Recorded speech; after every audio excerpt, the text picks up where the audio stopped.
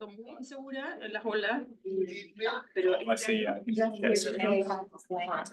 Hello, how's it going? To say hi. Oh, So what are you doing here? pues empecé I'm doing an AC seminar in 5 minutes or something. You're welcome to join if you like. I think I have another meeting there. All good. So what am I doing? This one, right? I think it's on. De hecho, al comienzo tenía mucho miedo porque no entendía personas, me decía, pero ¿cómo? Si te entra agua por esa cuestión, ¿cómo uno no? Es bacán porque no flota, algo que yo no tenía experiencia tampoco, porque bueno, agua con sal, tú flotas más. Pero claro, ya otro nivel es sumergirse varios metros con tanque. Pero en realidad sí, o sea, a mí lo que, bueno, siempre me he sentido como, aunque nunca he vivido cerca del mar, y esta parte del mío como que no la tenía, pero igual siento que uno sabe, o sea, la teoría, porque cuando te I have to send myself down. y leerla y entender. I think it's fine. Doesn't have that much trouble. I can hide it if it's easier. If you want to hide it. Sí, me imagino que saber es tranquiliza. Yeah. Cuando uno hace This is the land group. Land group might be in the paso 18.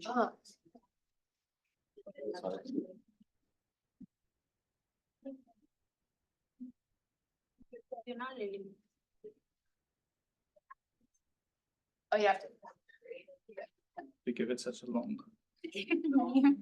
in the funny URL. You think I should just? ¿Se llama? Yeah. Thanks, Tara. Oh, you. Pick my card up for a yellow. No, de Guatemala casi. Brígido, pero eso ya es como distinto. Sí. I'm just gonna leave it open. So it's A mí no encuentro una locura. ¿Quieres dar cuenta? Sí, tanto riesgo. It automatically hides anyway. I think I'll struggle more to find it again when I need it. So you need it, just escape. Lo más Thank you, Bron. No worries. How are you? I'm good. How are you? Bueno, yo sí lo comienzo a estrenar. Wasn't here. Lo Eli. Y claro, como yo soy torpe, pienso que las olas me metí ya y quería salir y estaba como olvidado. Hungry. Quería salir y muy tonta, me fui por un lugar que quería como cerca de las rocas como para hacerla más corta, pero había olas, ¿cachai? Entonces me llegó, quedé como ya moreteada, después pensé como andaba así nomás, me pasó.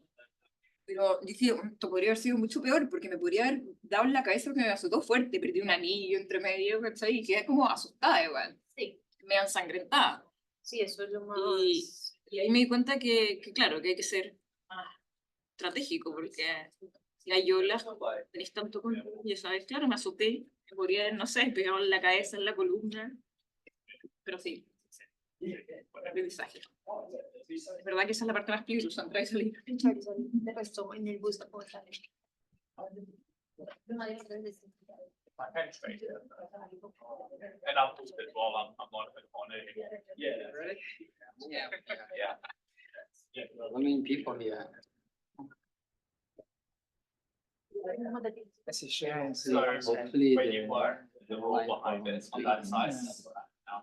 Oh, Alex. Remember Ryan? Yeah, she's all good. Yeah, Ryan. Una mitad, casi. Alex Fader.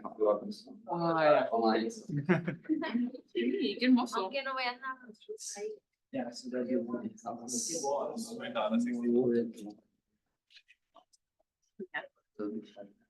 Just basic stuff. Right.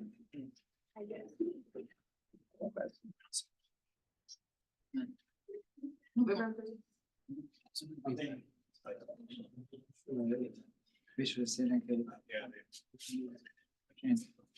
There, big one I got. ridiculous amount of funding at the start. Yeah, I think it's. It kind of,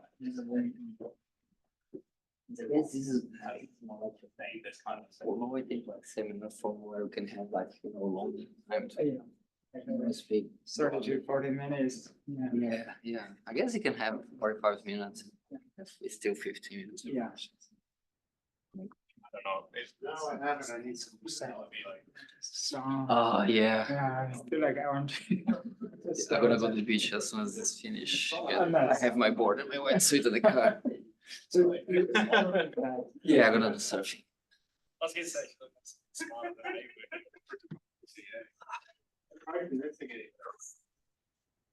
G'day, Steefan. Can you hear me okay? Yes, you can hear. Yes. I've just made you co-host just in case you need to do anything advanced in the meeting, Thank okay? you. Sounds good. I think everything is set up here on my end. So it's what is it? Like 5 past or until you let me know when to start and Yeah. Have you got someone introducing you over there? Yeah, I'm gonna introduce you and. Fabio's gonna do it. All right, great. I'm just gonna eat my lunch, so Oh, go good, I'm you. doing the same. We have 2 minutes. Really? I have mine.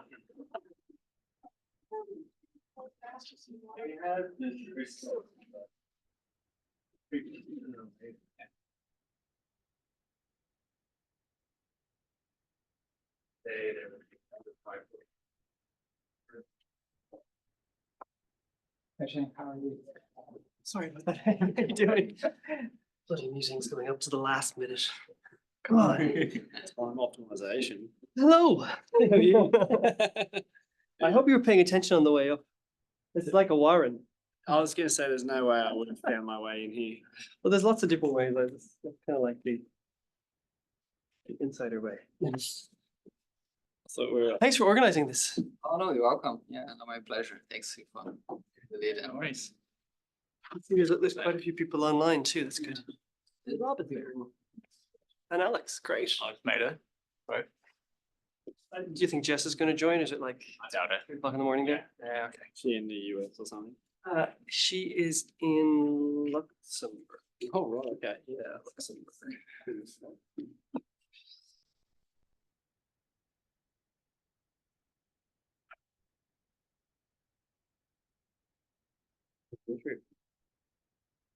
Warm.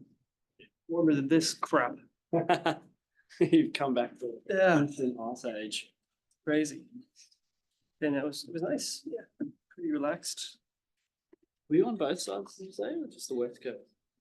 No, we just went straight to New York and we spent. Oh, I did go on a little trip to North Carolina for a conference. Yeah, all the rest of the time. And good to the city. so does she have family there? Yeah, that's where she's from. Ah, okay. Yeah. Yeah, nice. We're just gonna wait a bit more, minute or two, let more people join. Were you there for the attempted assassination? How was the vibe of Oh, you were in the shape and yeah. lost everything.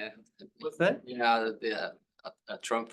Yeah, the Trump shooting. Yeah, It was like a couple of days before you got that, was it? yeah. Scary. Yeah. Yeah. Job. Was there any dramas going through airports or it wasn't that serious? We flew like the day after or something. It's fine. I didn't notice anything. I was expecting I was crazy thinking, high security, but yeah, it seems like a single. Yeah. Whatever. Yeah, we were there for the Biden debate too, which was so fucking hell. I guess even the Americans have become jaded by all the shootings. It's like, oh No, yeah, not at all. No, No. like it was genuinely shocking for. they still react. Oh yeah, I mean it's former president. Like it's not. It's Yeah, I suppose it's. no, it was not horrifying. primary the whole school thing. Jesus. Statistically.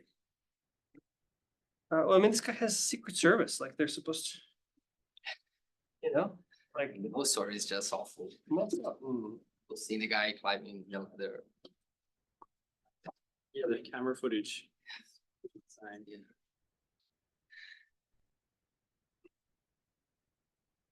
Be back in Australia then. Yeah, I mean, other than those things, you didn't really notice much politics going on. Yeah, it wasn't like yard signs and. They're not that far into it yet. No, I think most people are just like, it's summertime, hot dogs, barbecue. When does it kick off? It's November. When we get started. Yeah, election itself is the. So good afternoon, everyone. Thank everyone for joining us online and in the room. You are streaming today from the Climate Change Research Center at University of New South Wales. And I would like to begin by acknowledging the traditional owners of the land in which we meet today. And I would also like to pay my respects to elderly past, present, and emerging. So today's seminar will be presented by Steefan Contractor. He's a postdoc research associate at the University of New South Wales Data Science Hub, School of Maths and Statistics. And Steph has a background in physics and a PhD in climate science obtained here at the Climate Change Research Center. And he has many years of experience as a transdisciplinary statistical and deep learning consultant also here at UNSW. Today he's going to talk about Bayesian updates to multi-age Antarctic sea ice concentration using global navigation satellite systems reflectometry. Thanks, Fabio. And thanks for the introduction as well. I'd also like to acknowledge the traditional owners of the land that we're meeting on, and would encourage everyone online to also acknowledge wherever you're joining this meeting from. And I pay my respects to elders past and present. So this work came out of a grant that Shane received a few years ago, which started this relationship between Shane and his group at UNSW with this global cube satellite company called Spire. And Spire puts these cube satellites in space that are used for GNSS reflectometry, which essentially means GNSS is just a GPS signal, but it's a catch-all phrase for not just GPS, which is the American constellation, but also GLONASS and other navigation systems. So they put these CubeSats in space and they receive the reflected signal, and then they create various products for sensing, whether it's ocean currents or wind or sea ice now. So out of that grant, we started this relationship, and as of this year, I've been involved with ACEAS, and we've kind of taken the research that we did as part of that grant and completed it, and that's the work I'm presenting today. So the co-authors obviously are Shane, Jessica Cartwright, who is at Spire Global itself, and Alex Fraser, who's at University of Tasmania. Okay, let me get rid of this panel. All right, so hopefully I don't have to motivate the topic too much. We all know the importance of sea ice. Obviously, we know the effect of sea ice on global circulation, ocean circulation, and the heat exchange and things like that. But one interesting one that I didn't know so much about was how it also affects the atmospheric circulation. And that's because sea ice acts as a blanket that obviously affects the heat exchange and the heat exchange between ocean and atmosphere, and hence it affects the circulation there. But the blanket also affects the exchange of gases between the ocean and atmosphere. So it affects the atmospheric circulation in that sense as well. And obviously all of these heat exchanges and albedo effects and atmospheric circulation effects are interrelated. And so there's all of these things affect each other. And so this is a very nice figure from Jessica's PhD itself, where Jessica showed the different types of ice. The main way that we distinguish the different types of ice is actually just the age. But there are some structural changes in ice as well, differences between ice as well. But most of them are at the very young end of the sea ice spectrum. So the very new ice, newly formed ice, is where you get these particularly distinct structures in the types of ice. For example, you have the fragile ice, which has this needle-like structure. Or you can have obviously pancake ice once it's slightly older, and these fragile and pancake ice are formed in turbulent conditions. And then on the other end, in calm conditions, you can get something like grease ice, which is these really fine ice particles, creating this slurry sludge type structure.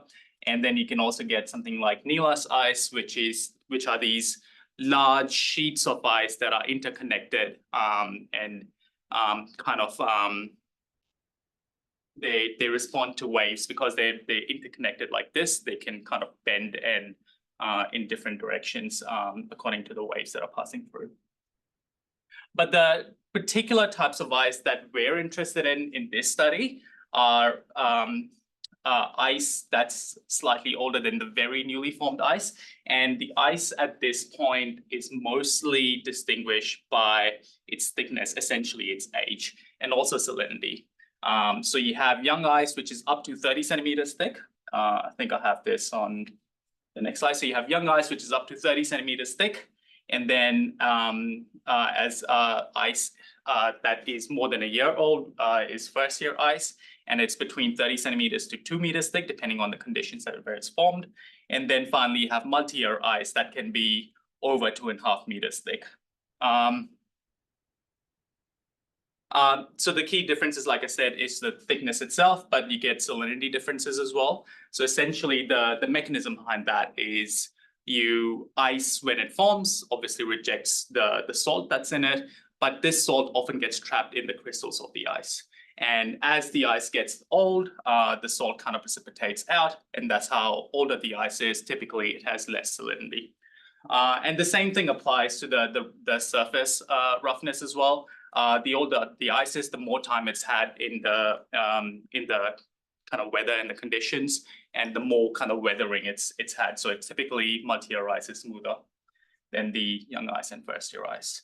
But you'll notice that there's no kind of distinct kind of thresholds where one ice becomes a different type of ice. It's all basically just like a smooth spectrum, and we've essentially just defined these different categories of ice. And that eventually affects how our ability to classify these different types of ice, as you can see that later. So how do we detect these different types of ice? The best way to do it is remote sensing, because that way we can observe a large area and we don't have to go there in person. And so you can get active satellites that essentially create a signal that's bombarded on the Earth's surface and then detect the reflected signal. But as you can imagine, the process of creating the signal itself requires power. And so these things are not just expensive to build, but also expensive to run. Then you have the passive sensors that use the natural radiation emitted by the Earth's surface.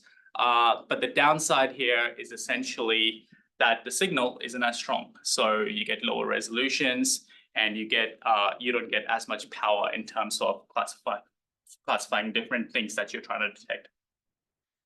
So we have GNSS-R, which essentially you could call a hybrid sensor, because it is detecting an active signal, but the active signal hasn't been generated by the GNSS-R, the cube satellites themselves. The signals are already there because we all use GPS, and we are constantly bombarding the Earth's surface with these GPS signals, GNSS signals.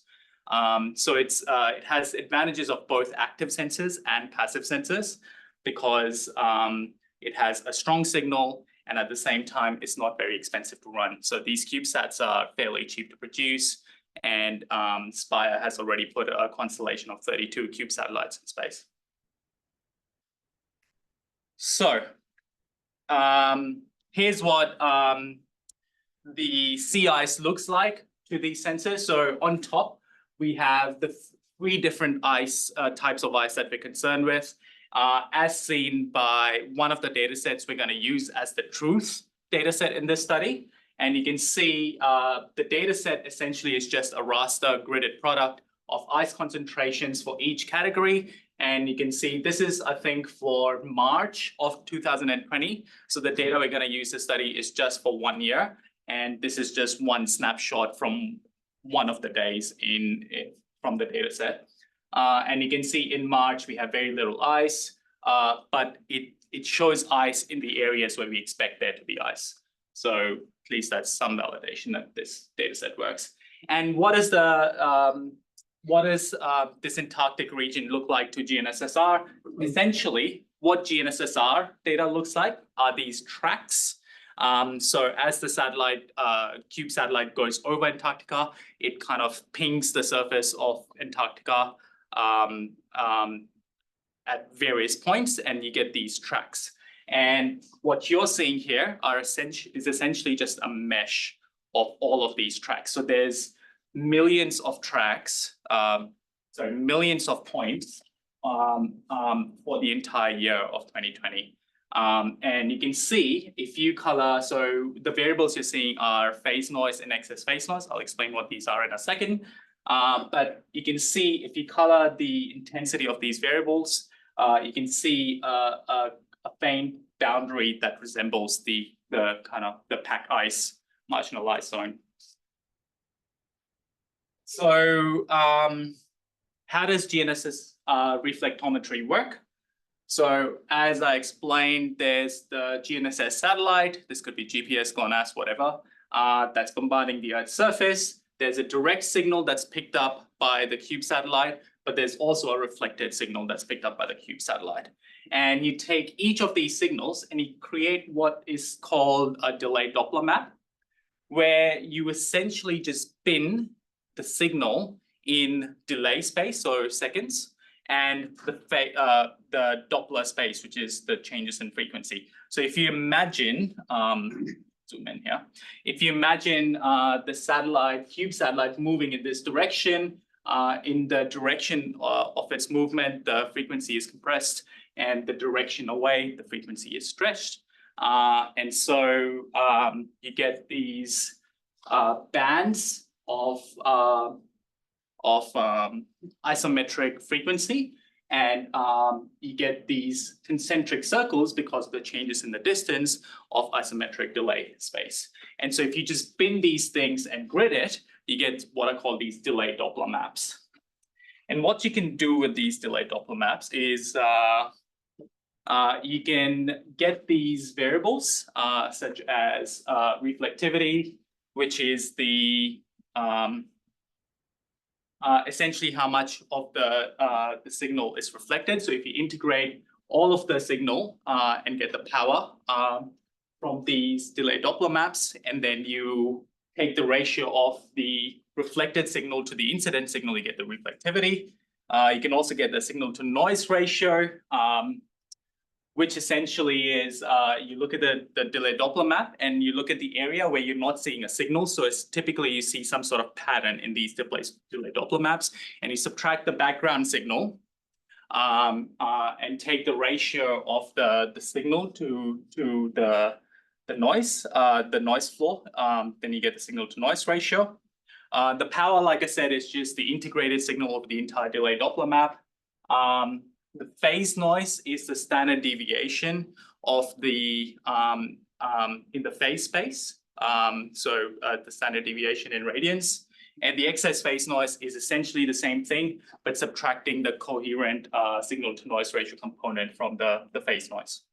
The reason we are focusing on these features is because the domain experts at Spire, Jess in particular, have done thorough studies on how these features relate to the different types of ice. So they've analyzed the different patterns that are formed in the delayed Doppler maps and how they're associated with the different types of ice. And so they essentially just gave us this list of features that they said should correlate with the different types of ice well, and that's what we used. We could use the delayed Doppler maps themselves, But even just using these features, we have over 10 gigabytes of data. And about 7 million data points for just 1 year. And the sampling rate actually goes up after 2020. So you can imagine that every single one of these 7 million points was an image instead. It would be a huge data set. And I think it's better to learn from less data to understand exactly what's going on and which features matter. And that way we can also deploy these sort of schemes on edge in space, so we can just download the kind of maps of sea ice, which is ultimately what we're interested in.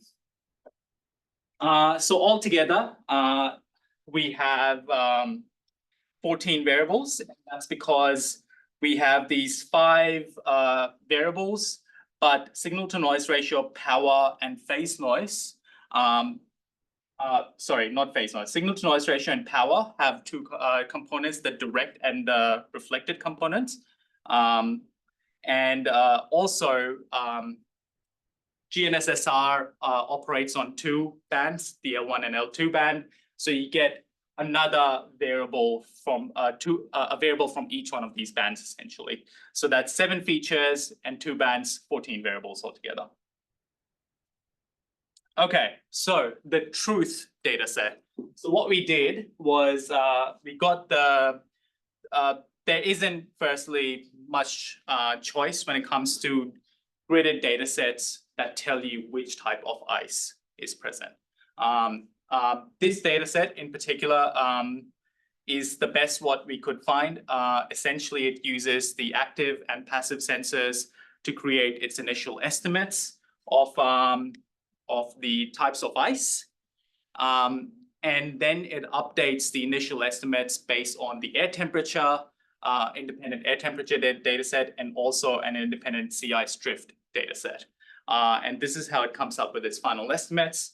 I'm going to refer to this data set as either IUP, which stands for Institute for Environmental Physics, or University of Bremen. It's just the name of this data set is somewhat clunky, and I haven't quite figured out how I want to call it yet.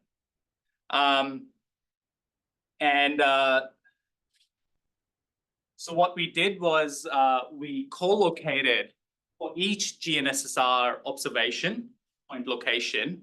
We looked at what the sea ice concentration for that location is from this data set. And then we just kind of co-located and created this tabular data set. So you had 14, each row contains 14 features, and then columns, 3 columns, let's say, for the ice concentrations.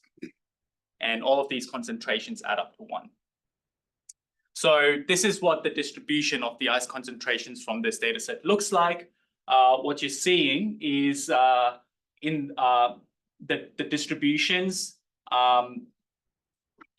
for the total ice, so the 3 different types of ice, young ice, first-year ice, and multi-year ice, summed up for 4 seasons. The seasons were defined as August, September, October for winter, and Jan, Feb, March for summer. And the shoulder season is all the months that are left over, essentially. And the reason we chose the seasons like that is because that's, I'll show a plot for it later. That's essentially the winter and summer, the winter maximum and the summer minimum of the ice extent of Antarctica.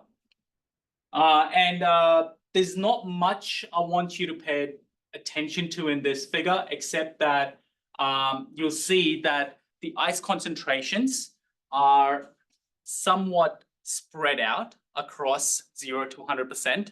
So each grid cell doesn't just have either 0% ice or 100% ice. It has a good mix of ice for most things, especially young ice, which is the second panel over here.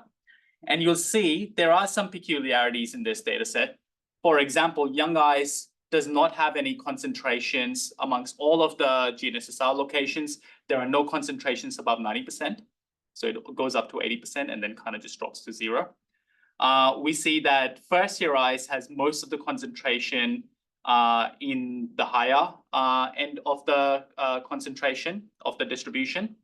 And the opposite for multi-year ice. So most grid cells have very, very low concentration of multi-year ice.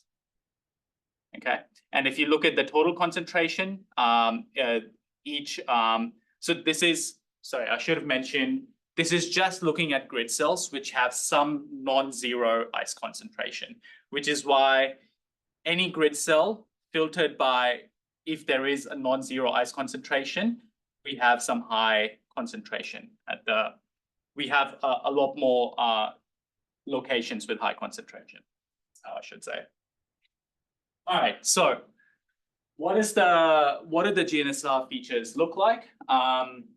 This plot is just the distribution, the density plots of the GNSS-R features after some cleaning. So certain variables have been log transformed because it had really long tails, and we've min-max scaled all of them, so they're on the same scale. So the x-axes are essentially meaningless because now they're all between 0 and 1, so there are no units here. But the shape are now directly comparable between all of the features. And the key thing that you see here is obviously there's this very distinct, prominent bimodal shape to all of these features, not all, most of these features. And those two bimodal components refer to ice and water. So we can already see from the get-go that the data set is really good at distinguishing between ice and water. And now we just like to see if one of the, let's say the first peak is the ice peak, if that is actually composed of multiple different peaks that refer to the different types of ice, is what we'd like to figure out.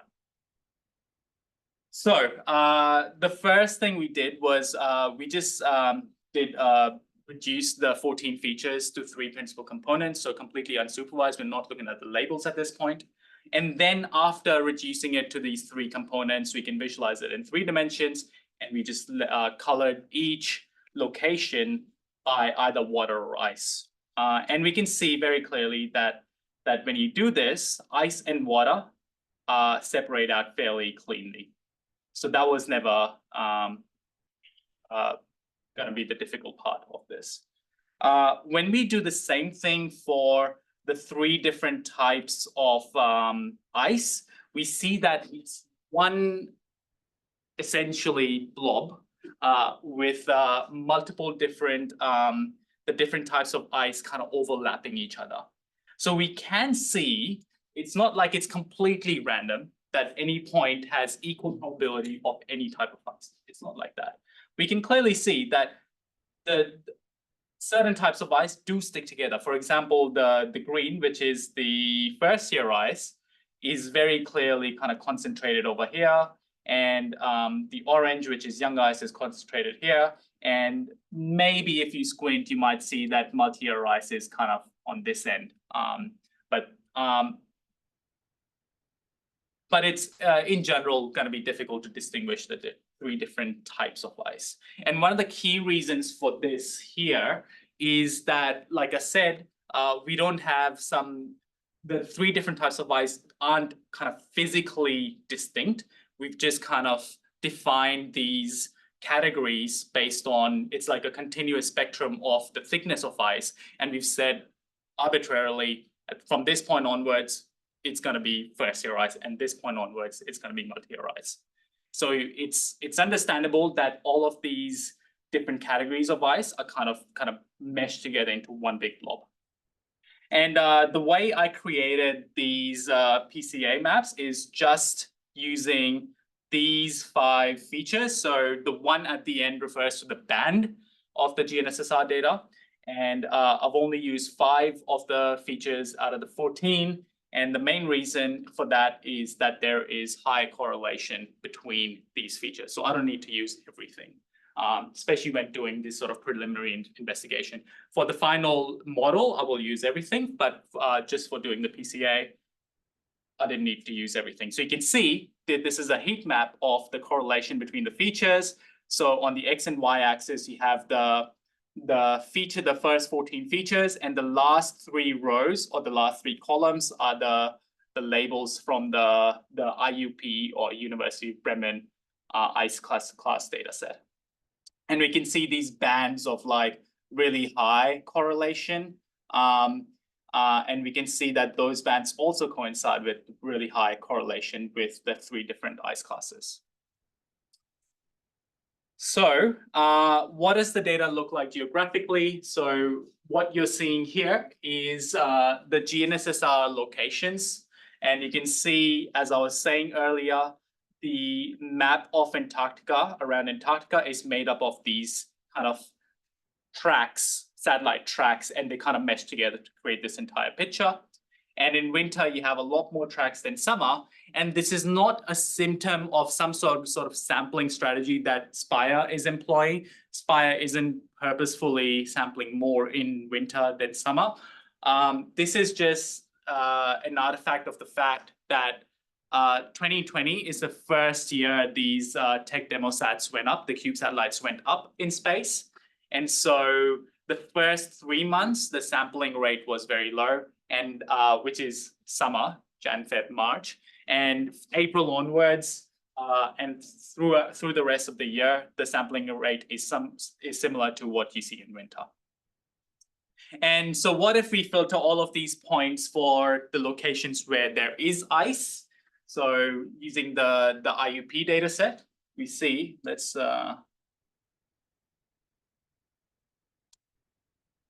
we see that compared to our flick back and forth, you'll see that in summer, for example, where it was the tracks were extending all the way out, we only see tracks in the regions where we expect to see ice. So these maps at the bottom are from the National Snow and Ice Data Center, and they show the sea ice extent for 2020, in summer 2020. And so we see that where we see ice GNSS tracks when filtered by the truth data set, IUP data set, the locations coincide with the National Snow and Ice Data Center ice extent.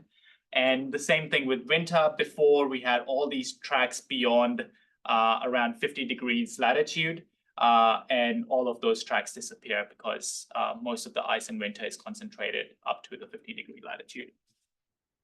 So that's just a kind of dirty validation to see if it's seeing what we expected to see. So this is probably the most important slide from this talk.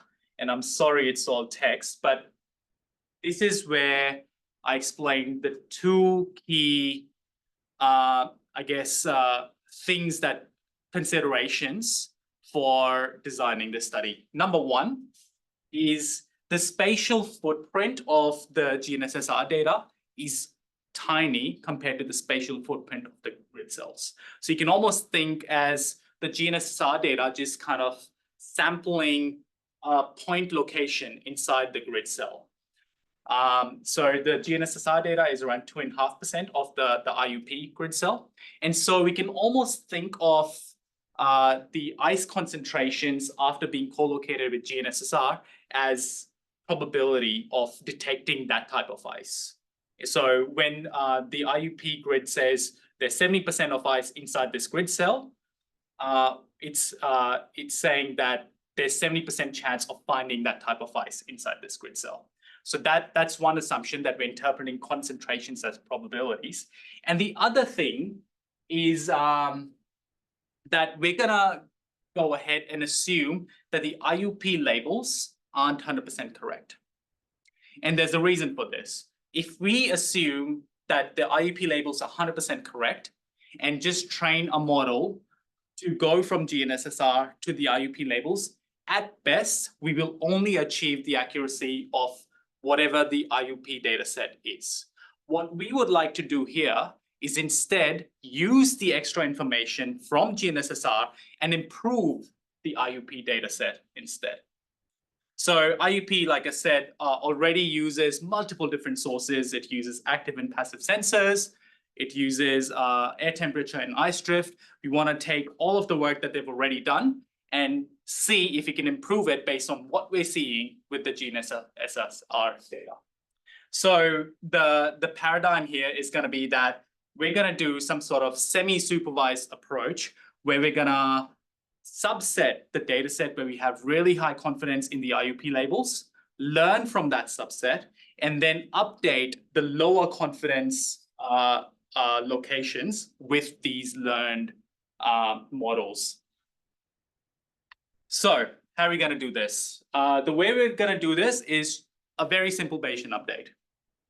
So on the left-hand side is the probability of seeing the true ice label given a model, a statistical model of some sort. We'll define what this model is a bit later.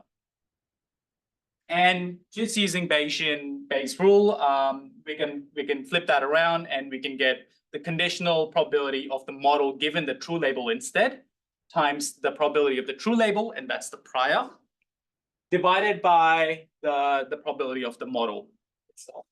And we can get the probability of the model by essentially marginalizing out the true labels and then using Bayes rule again to, the rules of probability again to write it as a conditional probability. And so essentially what you'll see is the denominator is essentially just the numerator marginalized out over the true labels. So we only need to figure out how to get the numerator. The second term, the probability of the true label, we can get, that's the prior, and we can get that from the actual IUP, the original IUP concentration, because we're interpreting the concentration as probability. And the conditional probability we can get from the model. So it's what this is saying, what is the model probability given the true label, which is the prior. And so we just train a model and get it to give us that. Okay, so there are two ways to get this conditional probability. Like I said, we're going to train a tabular model, but there is something to keep in mind here. What we're seeking is a probability. We're not seeking your typical machine learning, supervised classification. Is this ice? Is this not ice? What we want is the probability of seeing a certain type of ice. So we have to go from the machine learning supervised model to some measure of probability. And we have to calibrate our machine learning model to get the proper sense of probability. Now, there's a whole statistical field around this. If you've heard of conformal data sets or conformal intervals, this is what they do. We're going to do a dirty calibration because we have the test data set. So instead of training on everything, we're going to leave something out and use that as a test data set. And the probabilities from the test data set are going to inform the actual, how the kind of prediction probabilities relate to the actual observed probabilities of the labels. And so once again, we're going to use Bayes rule for this. Essentially, like before, what we're after is the probability of true given the pred, and we can get that from the test data set confusion matrix. So if you normalize the confusion matrix by the truth labels, it essentially gives us this conditional probability. So we're going to use the test data set, multiply it by the actual prediction probability, which is, so when you, I don't know, if you've trained a machine learning model, when you go model.predictproba, this is that probability. And then we use Bayes rule to get the actual probability that we're after. And the other way we're going to do this is a statistical model. We're after probability, so obviously statistical models are good at doing this. And I'll explain what this robust mixture discriminant analysis means. I'm going to skip this slide. Essentially, we tested out a bunch of models and decided on light gradient boosting as the model of choice. It performs really well, highly tunable, great for tabular data sets. It's very explainable and is very fast. So it was a easy choice. So what is light gradient boosting? Well, it's one of the decision tree ensemble methods. Ensemble meaning there are lots of decision trees and you aggregate the outcome of these decision trees somehow. You might have heard of random forest. The way random forest does it is it employs bagging. Essentially, it bootstraps the data set, creates subsets of lots of subsets of the data sets and trains a decision tree on each one of these subsets and then aggregates these results to make its final prediction. So random forest takes a majority vote of all the ensemble of trees.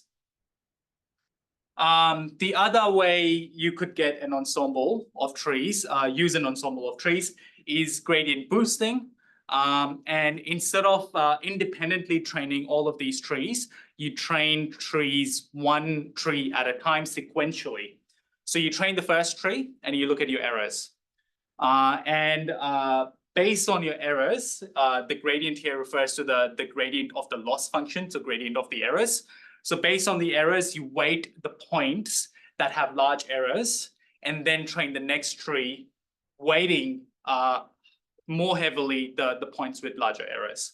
And you do this successively, sequentially for 1,000 trees or something, and you get your final tree that is highly specialized to your data set. So that's gradient boosting, adaptive gradient boosting. And gradient boosting is essentially the similar concept of gradient boosting, but instead of weighting the points, you essentially train the next tree on the errors themselves. So instead of training your trees on the data, you train the trees on the errors of the data, of the prediction. Like gradient boosting, I might skip this very quickly, but it has 4 key improvements over vanilla gradient boosting that makes it really fast and still very, very powerful. In this big data age, this is the way to go, essentially. Okay, so now I'm going to explain the robust mixture discriminant analysis, which is the second statistical model for getting that conditional probability that we're after. So you might have heard of Gaussian mixture model, where essentially it's an unsupervised clustering technique where you have this kind of cloud of data points. And what you do is you say, I want to describe this cloud of data points as a mixture of k Gaussians or something like that.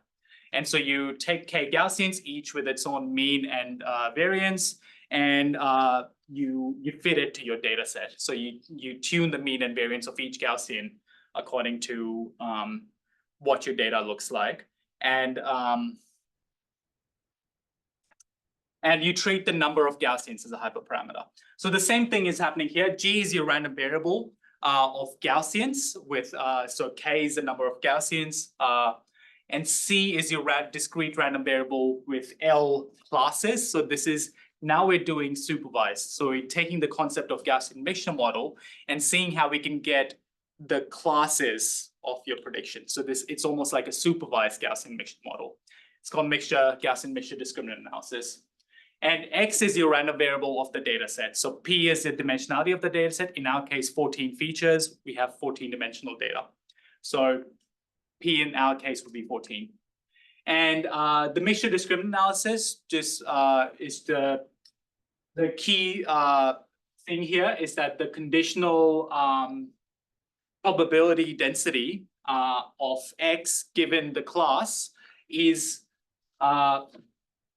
just the joint probability of the class and the Gaussian times the conditional probability of X given the Gaussian. So that we can get just from the Gaussian itself, the formula for the Gaussian. And this we can get by just using your typical maximum likelihood estimate using the expectation maximization algorithm. So typical statistical way of inferring this parameter. So in the mixture discriminant analysis, you have this pi ij parameter that depends on both the number of classes and the Gaussians. And you also have the, so there's a little LaTeX error here, but the I and j should both be in the subscript. But so the parameters are pi ij, mu ij, which is your mean of the Gaussians, and the capital sigma ij, which is the variance. The key difference, so the key thing in here with mixture discriminant analysis, remember, is the mixing coefficient pi ij, which you get by the MLE estimate, the maximum likelihood estimate. What we do, going from the Gaussian mixture discriminant analysis to the robust mixture discriminant analysis, the key difference is that pi ij, we write that as a conditional probability. So instead of the joint probability of the class and the Gaussian, we write it as the probability of the class given the Gaussian times the probability of Gaussian itself.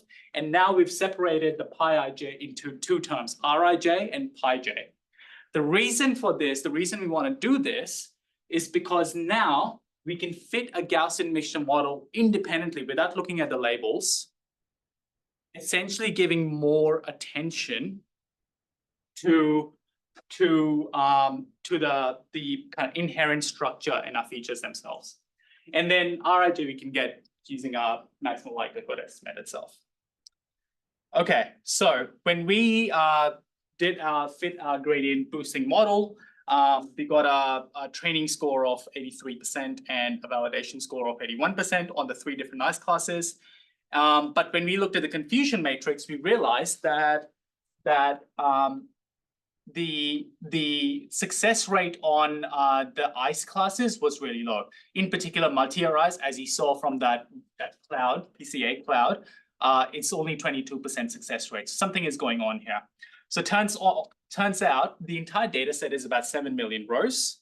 But in terms of number of points in each class, we only have about 8,000 points for the young ice and multi-year ice classes, and around 30,000 points for first year ice class, and the rest of it is all water. So we have 3 million water rows. So we have this gross class imbalance. So we had to do something about it, and we use something called SMOTE, which essentially is a resampling technique. So it fits a nearest neighbor model and then generates synthetic samples from it. And all of a sudden we can have kind of 3 million rows for each one of these classes. And so what we do is we randomly subsample these classes to get the data set of size that we are interested in, and then fit our model to that. So once we do that, you see that with around 1.6 million rows in each class, we start getting training accuracies of 99% and test accuracy 96%. And we see that our confusion matrix, the success rate on the different types of ice has gone up to 67% and 64% for the 2 different classes we are struggling in. And so here's a plot of, so it's similar to that plot I showed you of the distribution for the different seasons, for the different types of ice. But instead of seasons, I'm now coloring the distribution by the different updated probabilities, concentrations. So blue is our original University of Bremen or IUP concentration. And you can see, as before, we had a lot of density for young ice in the middle. And with the gradient boosting model updated concentrations, all of that density has been pushed out to the side. This is what we want, because we want to make sure that GNSS is seeing one particular type of ice, right? It's like a point-based estimate. So it's only going to bounce off based on our assumption, one type of ice. So you want that probability to be kind of spread out. Either I see this type of ice or I don't see this type of ice. So we see that happening with the gradient boosting model. We don't really see that happening with the mixture discriminant analysis. And the reason for that is the mixture discriminant analysis is not a non-linear model. So when it sees this, this cloud of points that are just overlapping each other, it doesn't have a way of separating these things to separate classes and fitting a Gaussian that is kind of independent. So if you get a point in the middle of that cloud, it has essentially equal probability, more or less, of being in the different classes. So it's not doing anything non-linear there. So we had to introduce some sort of non-linearity to our data set. And the way we did that is something called this dimensionality reduction technique called UMAP. And UMAP is, in short, again, lots of text here. You can read it in your own time. But in short, what it does is it does dimensionality reduction in a non-linear way. But in doing so, it also preserves the global, but also the local structure. So this is, I'm sorry, I don't have like an interactive one over here, but essentially by global structure, I mean that these 4 different classes, their relative distances to each other is preserved in the dimensionality reduction. And the local structure is the relative distances between the points and the shape of the points within each class must be preserved through this dimensionality reduction. So UMAP is able to do that, and you can see that there's lots of local structure and global structure, and that cloud of points that was overlapping each other is now cleanly separated. So you can imagine now we can put Gaussians on each one of these blobs and fit a robust discriminant analysis.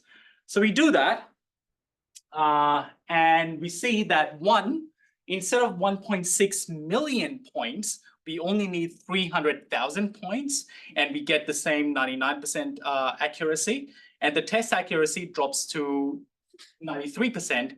But the main reason that we have 93% instead of 96% is that we get a drop in the water detection accuracy. And because most of our points are water, the test accuracy is mostly reflects whatever our accuracy is when detecting water. But when we look at the other types of ice, we start getting 95+% accuracies for the other types of ice. So this is, in my opinion, I think the hit in accuracy for water classification is worth it to be able to better detect ice in locations where we haven't seen ice before. So you'll see that with the geographic. So before we see the geographic distribution of the new ice locations, we first have the distribution plot that I showed you earlier without UMAP.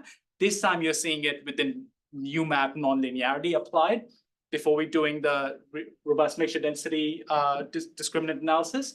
And you see that blue, so I'm not showing you density over here. These are counts on the y-axis because I want to show not just the shape of the distribution, but how they compare relative to each other, right? So you see that blue, which was really flat from the original University of Bremen data set, has been spread out a lot by both the models. And now the robust mixture discriminant analysis actually spreads it out even more than before, which is exactly what we want to see. So we have very low kind of this unsure concentrations in the middle of the distribution. And so geographically, the first row is showing you the original University of Bremen locations for the 3 different types of ice. So young ice in the first column, first year ice in the second column, multi-year ice in the third column. And we see that, you know, before I show you these, so this is what the ice chart data looks like. So the pink is essentially young ice, the blue and yellow is the first year ice, and the brown is the multi-year ice. So with young ice, we want to make sure that we see this kind of ring structure. With multi-year ice, we want to make sure that we see it in these locations where we do see multi-year ice. And the first year ice is essentially everywhere in between multi-year ice and young ice. Okay, and we kind of see that structure with the original University of Bremen data set. We see this ring of structure with young ice. We see multi-year ice in key locations where we expect to see multi-year ice, but there's very few points where the data set very confidently picks up ice. After doing the update, we see a lot more points. So all of these locations that were missed by the previous, by the original University of Bremen data set, they're now picked up to the point where when it comes to RMDA, it picks up so many more points that we stop seeing a lot of the fine structure. But to convince you that perhaps the model is doing the right thing, let's look at the summer data instead. So once again, I'll show you the ice chart data first. There's almost no young ice in summer. Most of it is first year ice and multi-year ice. So the yellow is the first year ice and the brown is the multi-year ice. This is for 2020, by the way, so it's particular for this year. And we see that originally we had almost no points in summer in the original data set that confidently showed the different types of ice. So once again, the first column is young ice and it ages as you go to the right. So first year ice and then multi-year ice. The gradient boosting model picks up more points, but first year ice is still pretty much not picked up at all.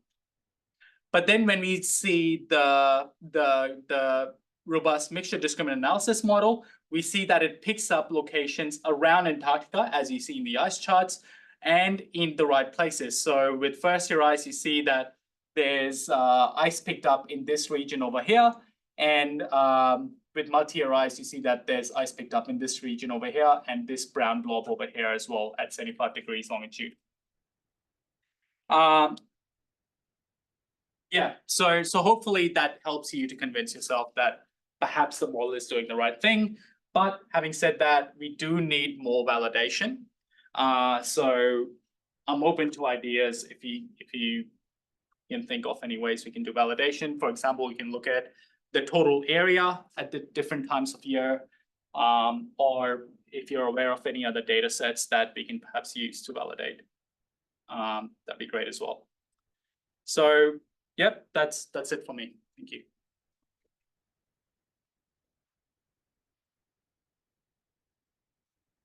You want to open for questions from the room? See if I can pull out the video panel.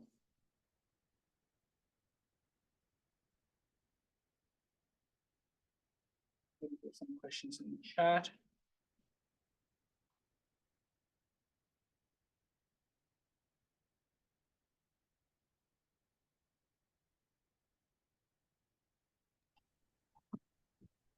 Hey, Steefan, I might ask a question if that's all right.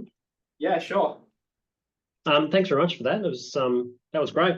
I might have missed it, but what's the spatial resolution of this method to pick up sea ice? So because we've co-located the IUP dataset with the GNSS-R locations, the spatial resolution is essentially what the GNSS-R footprint is. And that's these tracks of 0.5 kilometers by 8 kilometers, so around 4 square kilometer grids. They kind of these stretched grids, the tracks, like I said, and the area is around 4 square kilometers. In comparison, the IUP dataset grids are around 12.5 by 12.5 kilometers, around 156 square kilometers. Yeah, great, thanks. Might ask a second one while I'm at it, if that's all right. Yeah, sure. I wonder if you are going to analyze the physical basis of the importance of each variable that you've put into your model to understand what's actually happening with the GNSS signal. Yeah, I think we certainly have plans of doing that. That's one of the reasons we chose this gradient boosting model, because being decision tree based, you can kind of interrogate why it's making every decision. So it's explainable, which is nice. But having said that, a lot of that work has already been done, especially when the domain experts at Spire chose the variables that they chose. So they got to a point where with these different variables, they were able to see what features of each variable is associated with which type of ice and things like that. But with the kind of scale of the data set itself, kind of manually seeing is this ice or not ice, we wanted to go from that step to essentially kind of statistically automating this whole process and create a data set. So it's reproducible for others as a process. Yeah, great. Thanks. Shane? So we looked at two different classification methods, the light gradient boosting machine learning approach and the robust mixture discriminant analysis plus UMAP. And you compared the performance of those two in terms of those confusion matrices, and you could kind of make arguments that one was better than the other or whatever. But are there differences between those two approaches that might lead you to choose one over the other for particular applications or particular like data products? So firstly, the UMAP feature transformation was applied for both the training data set of gradient boosting and the Okay. So it's like they essentially, because we were anticipating doing this comparison between the two approaches, we wanted to make sure that they were both on the same footing, essentially. So they were given the same SMOT resampled and UMAP transformed data set to learn from. And in terms of the differences and advantages of one over the other, gradient boosting is obviously very good at figuring out the non-linearities itself. So even with that UMAP, you saw that gradient boosting was doing fairly well, whereas the mixture discriminant analysis needs something to introduce this non-linearity, and that's why we got the UMAP on board. But essentially, my thought about picking one over the other was always going to be kind of using both of them and seeing what works better. They both have the advantages and disadvantages. Like I said, gradient boosting is very good at non-linear things, and it's excellent for tabular frameworks. And RMDA is a very good statistical model, so it underpins the uncertainties and the errors and all that quite well. And so if what you are concerned with is kind of like underpinning the probability, then I would trust the probability estimates from the RMDA much more than the gradient boosting, especially because we did this really dirty calibration instead of doing proper kind of conformal sets or anything like that.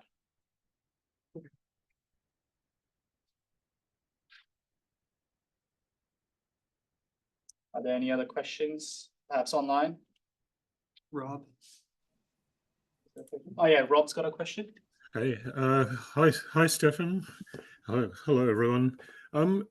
Stefan, thank you very much for that. That's really, really interesting. I was just wondering if you or anybody else had done a similar study in the Arctic, given the fact that the distinction between multi-year ice and other ice types is substantially clearer there because of the different ice conditions and the flushing by meltwater in the summer, etc., and the effect it has on the microwave emissivity. So I was just wondering if you consider that, or if anyone else had done that. Yeah, that's an excellent question and point, Rob. So the reason we went for Antarctica is because no one's looked at Antarctica yet.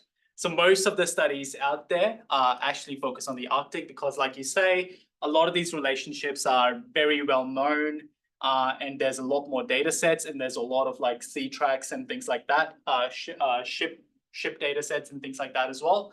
But Antarctica seems to be kind of like a missing piece in our puzzle when it comes to sea ice. And that's why we're kind of focusing on sea ice in Antarctica. And these two, Antarctica and the Arctic, are, like you say, completely different things. The things that matter in Antarctica are not necessarily the things that are important when it comes to the Arctic region. So they require completely kind of new approaches. You can't take the Arctic models and apply it to Antarctica. Yeah, thank you very much, Stephen.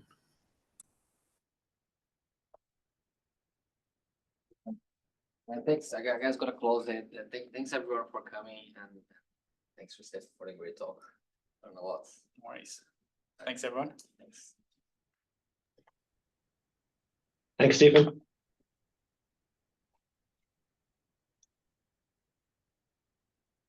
Oh, and I should mention, I don't know if you saw the, maybe I'll give the link to the slides to Fabio and you can forward it to everyone. Yeah. Because there's a lot of details there, and yeah. perhaps we want to go back and read the slides properly.